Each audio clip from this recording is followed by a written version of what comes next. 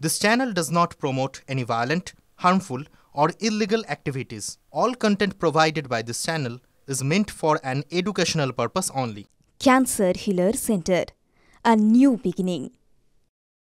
বেহালায় ট্যাংরার ছায়া, বাবা মেয়ের মৃত্যুতে চাঞ্চল্যকর মোড়।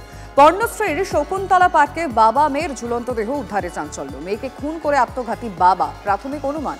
মৃতের নাম স্বজন দাস। পরিবার সূত্রে খবর, মেয়েটি অটিজম রোগে আক্রান্ত ছিল। রাজ্য ও রাজ্যের বাইরে চিকিৎসা করেও সুফল মেলেনি। তারপর কি হলো, কেন এই পরিস্থিতি?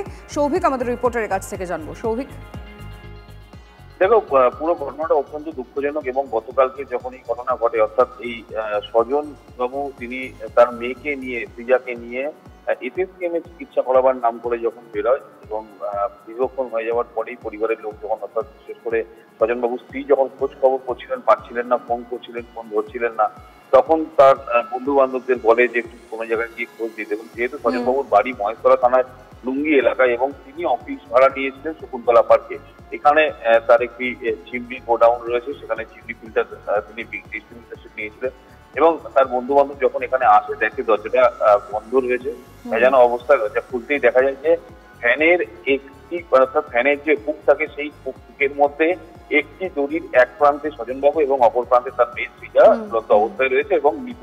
বুঝতে পারছি। সৌভিক, নজর রাখো, তদন্ত পরবর্তীতে কি উঠে আসে আমাদের নজর থাকবে।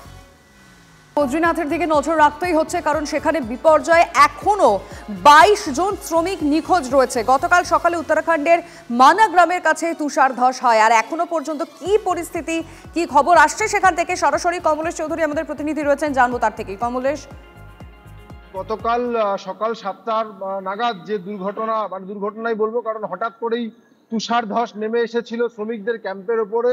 একটা পশ্চিমী ঝঞ্ঝা পাস করছে, প্রবল তুষারপাত হচ্ছে এবং তার জন্য যা শোনা যাচ্ছে যে কোনো একটা হিমবাহ ভেঙে তুষার ধস নামে শ্রমিকদের ক্যাম্পের ওপর। তারা এই লোহার কন্টেনারের ভেতরে ছিলেন সে সময়। অনেকগুলো কন্টেনার বরফের তলা চাপা পড়ে যায়। ভারতীয় সেনা উদ্ধারে নামে এবং এখনো পর্যন্ত যা খবর পাওয়া যাচ্ছে 55 জন শ্রমিক ছিলেন এবং সেখান থেকে 33 জনকে উদ্ধার করা হলো। 22 জন এখনো নিখোঁজ।